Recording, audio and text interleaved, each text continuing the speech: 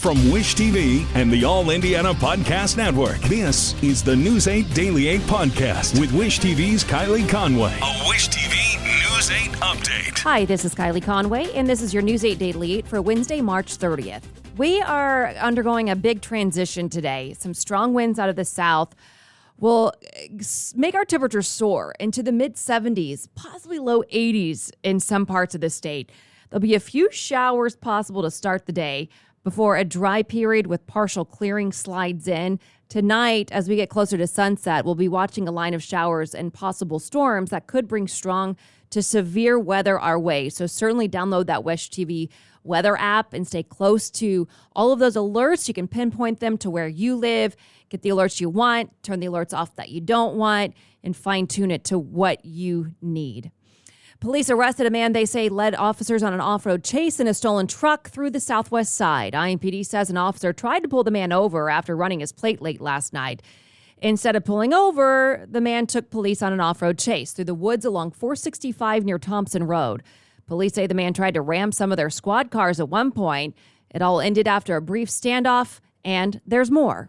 He ended up having a firearm with him that when we checked the firearm, ended up being a stolen firearm from a local location. And we also found that he was an individual that we've been looking for a prior shooting incident over at the Lighthouse Landing involving one of our officers. That Lighthouse Landing incident happened in January. Police say that they caught him with a stolen truck, but he eventually got away.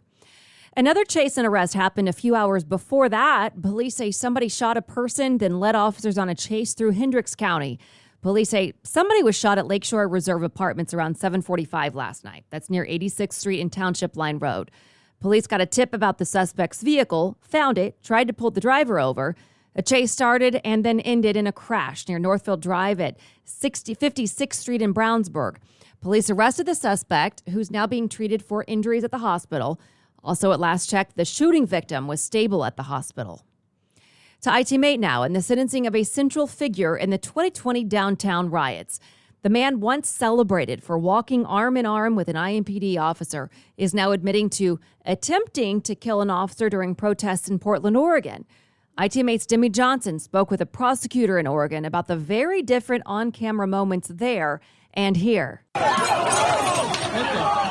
ITMate today obtained this video. It's the evidence prosecutors used against Malik Muhammad. This incident you see was just one of several that led to his 10-year prison sentence and 14 felony counts, including attempted murder of a Portland police officer.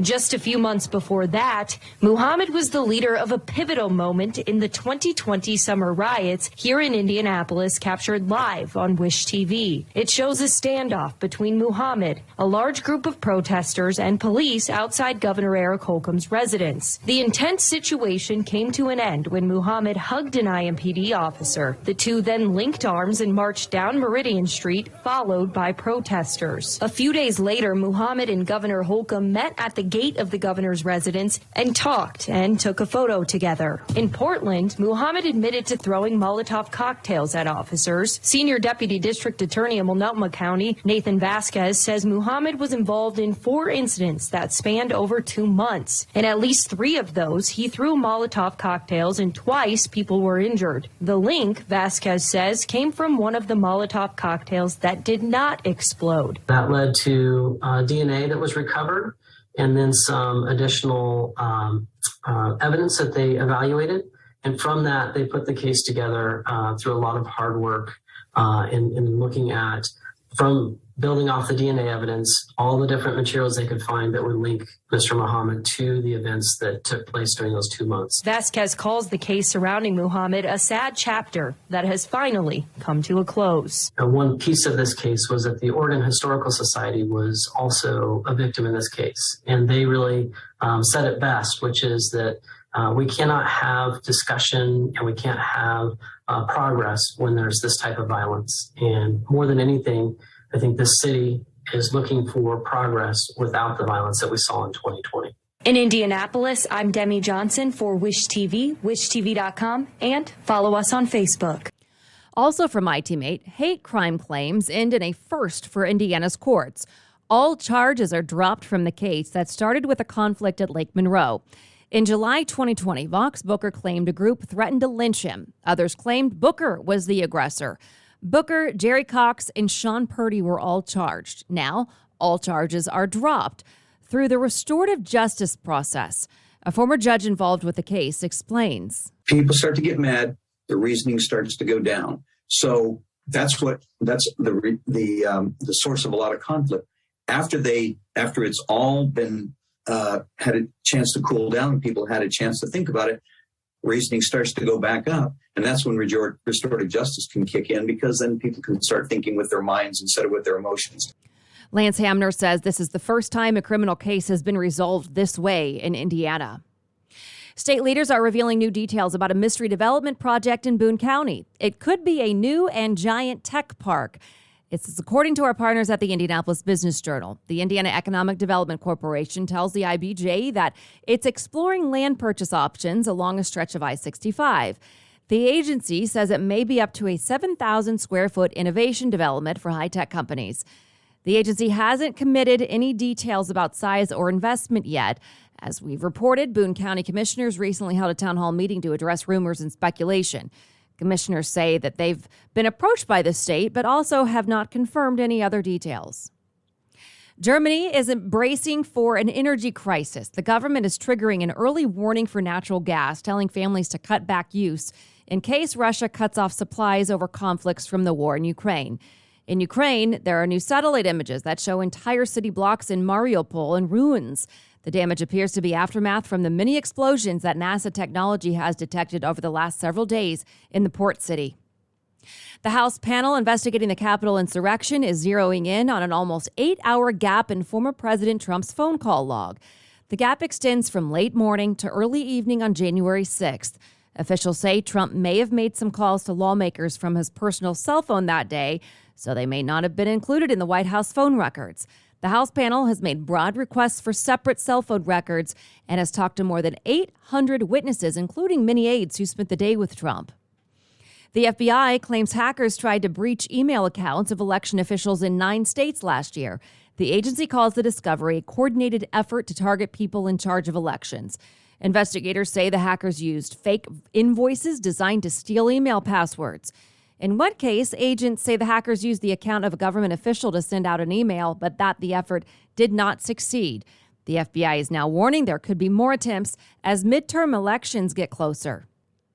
A new law now makes lynching a federal hate crime in the United States.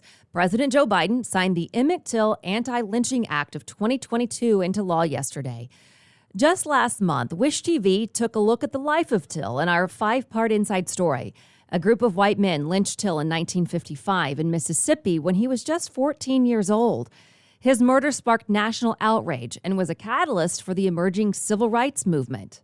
But the law is not just about the past. It's about the present and our future as well. From the bullets in the back of Ahmaud Arbery to countless other acts of violence, countless victims known and unknown. The same racial hatred that drove the mob to hang a noose brought that mob carrying torches out of the fields of Charlottesville just a few years ago. Racial hate isn't an old problem. It's a persistent problem. Advocates have been attempting to pass a federal anti-lynching law for more than a century. A bill prompted by an Indianapolis family's tragedy is one step closer to law. The House passed the Duck Boat Safety Improvement Act. Indiana Representative Andre Carson first introduced the bill in 2018 after the disaster in Missouri that killed 17 people, including 9 members of one Indianapolis family. The bill would require duck boats to have more weather watching capabilities, stronger safety training, and automatic emergency lights. The bill now heads to the Senate. Indiana is joining 20 other states in a new lawsuit to end federal mask mandates. Indiana Attorney General Todd Rokita calls the CDC's mandate for interstate travel overreaching. Earlier this month, the White House extended the mandate for public transport by a month. As of right now, it's set to expire mid-April. A new CDC study shows Johnson & Johnson's COVID booster is 67% effective at preventing hospitalizations. The agency previously recommended if you receive the J&J vaccine to get a booster from Pfizer or Moderna, which the CDC says has a 78% efficacy. It's a difference researchers say is not significant. The study shows the best protection, though, comes from 3 Pfizer or Moderna shots, those are the mRNA shots, which give people a 90% chance of avoiding the hospital. The FDA is granting approval for more booster protection for anyone 50 or older. The agency expanded the emergency use authorization of a second booster dose of the vaccine yesterday. It had originally been limited to 2 initial doses and 1 booster shot. The new rules cover Pfizer and Moderna shots. The second booster could be given 4 months after the first. CNN sources say the CDC is not expected to officially approve a second booster, but will instead give its okay to anyone who wants it. New government forecasts show how much more food may cost in the months ahead. The USDA's food price outlook predicts groceries will be up to 4% more expensive by the end of the year. The outlook expects dairy prices to jump 4 or 5%, poultry 6 to 7% pricier, baked goods and sweets 3 to 4%. The USDA also predicts restaurant prices will rise 5.5 to 6.5%. Police in Indianapolis are calling a group of local kids heroes for help saving a man near Fall Creek. Officers say the group called 911 and stayed until help arrived. News 8's Amisha Ramsey spoke with the officer who responded to the scene. The kids tell me they were on a walk when they noticed the man passed out. Now, initially, they told me they were afraid, but together they overcame their fears. And instead of leaving the guy, they called for help. Fire an ambulance. What's the address of your emergency? The address is Barton Park, Indianapolis, Indiana, 46228. And what's going on? That's 13-year-old Shahara Peterson's voice, under composure, telling dispatcher everything they needed to know on a 911 call. Me and my friends were on a walk, and there's a guy here. He's passed out. I think he threw up. His sleeve is up, and he has some drinks next to him and a napkin in his hand. He's, passed out. He's, making, moans. He can't really respond to us. I don't think he understands. But he is breathing? Yes, ma'am. Okay. I'll help set it that way. I was trying to look as calm as possible. I had never seen anything like this before, so I didn't know if I should be nervous because he wasn't doing anything, so I didn't think I should be that scared. Earlier this month, she and her sister Zakira, along with their friends, found a man on the ground near Fall Creek Drive, south in Capitol. Calling 911, having the cognition to know to do that is huge. I mean, it seems like a small step, but it's kind of like in first aid training. And waited until help arrived. They pointed us in the right direction. They said, hey, he's down there, he's down there. According to police, the man overdosed. I remember we stepped to the side and started cuddling together, talking to each other, laughing, smiling. And we were entirely geeking out over oh my gosh, we saved a man's life. Would you call these kids heroes? Yeah, they are. I mean, I don't think I should be calling them heroes. I think that guy, if they ever connect again, should be calling them heroes because he saved their life. I'm honestly really glad he got the help he needed. The entire time I would think about his future, his past, what led him to do that. And I think hopefully this is a wake up call for him. He could start over and think just be grateful. IMPD is proud of the 4 kids, and they tell me they hope that they can be an example to other kids in situations like this. Reporting in Indianapolis, Amisha Ramsey, Wish TV, wishtv.com, and follow us on Facebook. The Carvana Tower along I-69 is being torn down. The demolition was going on yesterday. It was on the city's northeast side. I'm sure you know the building well. It's so clear there off of the interstate. The 7-story building went up in 2018. It's now coming down to clear space for a new project named Clear Path 465. NDOT says that the work will improve traffic flow with new lanes, ramps, and bridges. It'll be completed in 2025. And finally, the road to the Paris Olympics runs through temporary pools in Indianapolis. Organizers are explaining how they'll hold the 2024 Olympic swim trials in a football stadium. Our Olivia Ray has more on what led to the event returning and how the city plans to hold it. Another day, another opportunity for the city of Indianapolis to take the world stage. Coming soon in June of 2024, the USA Swimming Olympic Team Trials will make the move from Omaha here to Lucas Oil Stadium, where we will see 2 Olympic-sized pools installed in a similar layout to what we saw from March Madness just a year ago. Yeah, basketball be gone. You guys are done.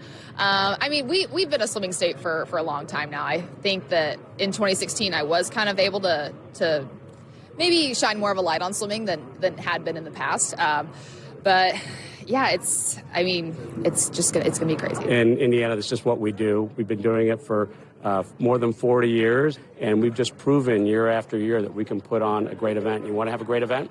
You bring it here to Indiana, Indianapolis. Two-time gold medalist Lily King echoes that sentiment of her home state, which is why she joined forces with Indiana Sports Corp to help her fellow Hoosiers make history.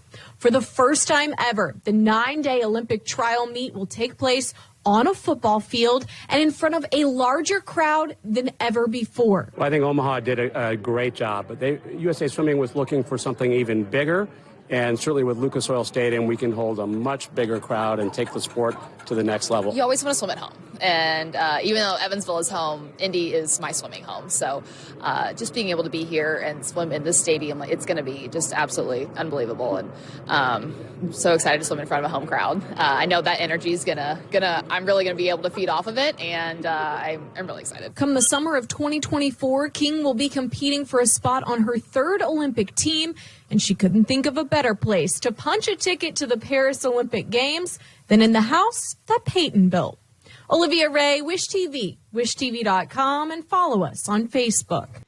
This has been your News 8 Daily 8 for Wish TV. I'm Kylie Conway. Online at wishtv.com and follow us on Facebook when you search Wish TV. This is the News 8 Daily 8 podcast with Wish TV's Kylie Conway. A Wish TV News 8 update on demand. For even more, on demand and on the go. Connect with Wish TV on Facebook at wishtv.com and on the free Wish TV mobile app.